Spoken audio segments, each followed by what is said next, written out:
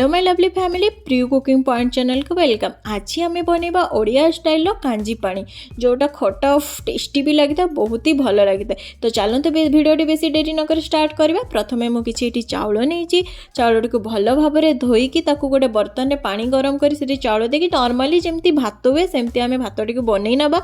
But पेजटी को आम पकईद, पेजटी को ये पकईबानी, पेजटी को गोटे बड़ बर्तन में काढ़ी रखीदे।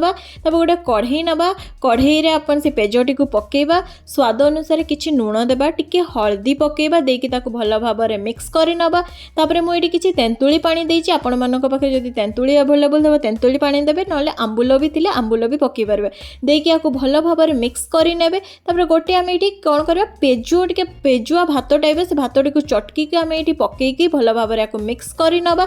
तापरे एठी टिके तड़का देबा, किछि टिके तेल, तेल रे किछि कळा सोरस, किछि छेंचा रसुण, सुखा लंका, कड़ी पत्ता देकी याको छुंक देबे। तो आम रेडी हो गला कांजी पानी। आपण मैंने भी या घरे बनातु, गरम गरम भात सहित भी भल लगे, एमती खाइबापी भी बहुत ही टेस्टी लगे। आम जो सान थिलु, मैरेज जो है नाला, मो आई बहुत ही बनाऊला शीत दिन, आ बहुत ही टेस्टी लगुला खाइबापी।